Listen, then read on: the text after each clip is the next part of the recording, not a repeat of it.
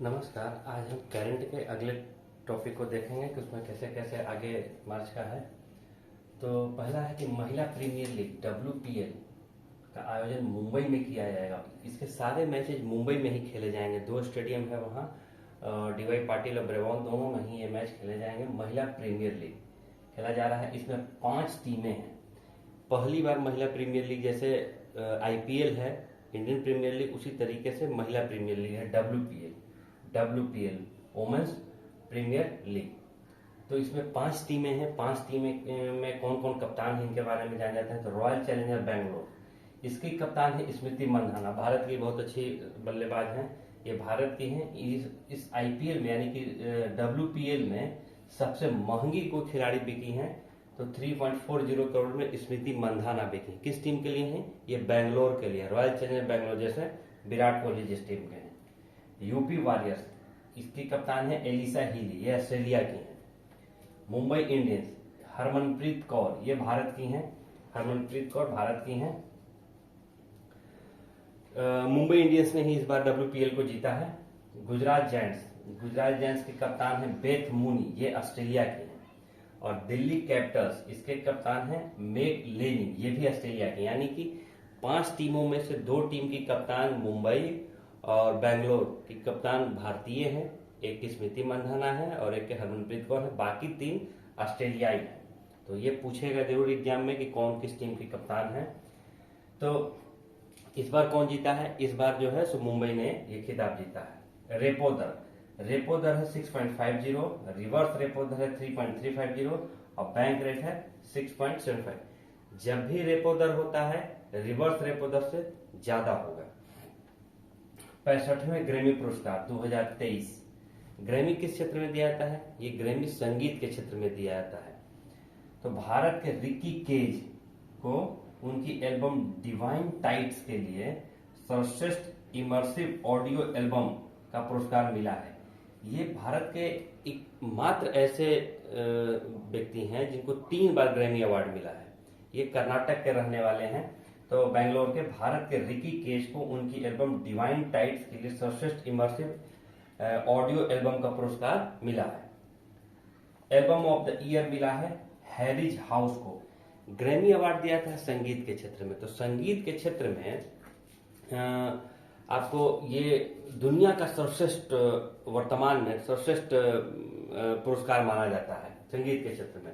तो इसके लिए देखिए, जब किसी भी विदेशी पुरस्कारों में अगर कोई भारतीय को अगर पुरस्कार मिल जाता है तो उसको ध्यान रखना है कि फिर ज्यादातर फोकस उस भारतीय के बारे में ही होता है, विदेशियों के बारे में कम हो जाता है। तो ज्यादातर एग्जाम में उस भारतीय के बारे में पूछेगा। तो आपको रिकी केज को एकदम याद रखना है कि ये 3 बार ये अभी तक ग्रैमी अवार्ड जीत चुके हैं। अभी तक भारत का कोई ऐसा व्यक्ति नहीं रहा है जिसको ग्रैमी अवार्ड मिला। एल्बम ऑफ द ईयर है हैरिज हाउस। भारत की अनुष्का शंकरन 7वीं बार ग्रैमी में चुकी, यानी कि उनको 7 बार इससे पहले नॉमिनेट हो चुकी हैं। ये पंडित रविशंकर की बेटी हैं, अनुष्का शंकरन। पंडित रविशंकर को भी ग्रैमी अवार्ड मिला है, बहुत अच्छे सितार वादक थे भारत के। तो अनुष्का शंकर उन्हीं की बेटी हैं। ये लगातार नहीं, लेकिन अभी तक 7वीं बार इनका नॉमिनेशन हुआ, लेकिन ये कभी इनको पुरस्कार नहीं मिल सका। फीफा ने वर्ष 2022 के सर्वश्रेष्ठ फुटबॉलर लियोनेल मेसी, फीफा है कि अंतर्राष्ट्रीय फुटबॉल संघ है, federation of international football association FIFA का, हर एक साल किसी न किसी फुटबॉल खिलाड़ी को महिला और पुरुष दोनों में अपना सर्वश्रेष्ठ फुटबॉलर चुनता है। तो इस बार लियोनेल मेसी को चुना गया है जो कि अर्जेंटीना के हैं। और महिला में जीता गया है एलेक्सा पुटेलास को। ये कहाँ की हैं? स्पेन में।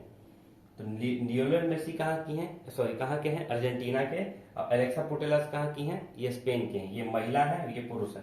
हर एक साल 2 कैटेगरी में नॉमिनेशन होता है, एक महिला में एक पुरुष में, सर्वश्रेष्ठ पुरुष फुटबॉलर और सर्वश्रेष्ठ महिला फुटबॉलर। बॉलीवुड के प्रसिद्ध अभिनेता जावेद खान अमरोही का निधन हो गया।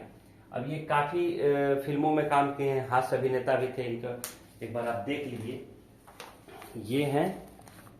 ये हैं जावेद खान अमरोही। आपने इनको फिल्मों में देखा होगा, चेहरा जब एक बार आप देखेंगे तो ये याद रहेगा। तो ये हैं जावेद खान अमरोही। इनका निधन हो गया है। दक्षिण भारत के प्रसिद्ध फिल्म निर्माता के विश्वनाथ का भी निधन हो गया है। के विश्वनाथ बहुत फेमस दक्षिण भारत के निर्माता हैं। ये हैं के विश्वनाथ। के विश्वनाथ हैं, इनको भी आप देखिए, ये चेहरा याद रहेगा। के विश्वनाथ कहाँ के हैं? तो दक्षिण भारत के हैं। पाकिस्तान का पूर्व राष्ट्रपति और तानाशाह परवेज मुशर्रफ का भी निधन हो गया। काफी फेमस रहे हैं परवेज मुशर्रफ। ये हैं परवेज मुशर्रफ, इनको भी आप देख लीजिए। परवेज मुशर्रफ जब कारगिल युद्ध हुआ था उस समय सेना प्रमुख यही हुआ करते थे, और इन्होंने तख्ता पलट करके नवाज शरीफ को हटा के खुद वहां के राष्ट्रपति कह लीजिए, तानाशाह कह लीजिए, जो कह लीजिए, ये बन गए थे। और यहीं के काल में कारगिल युद्ध हुआ था। तो पाकिस्तान का पूर्व राष्ट्रपति और तानाशाह है।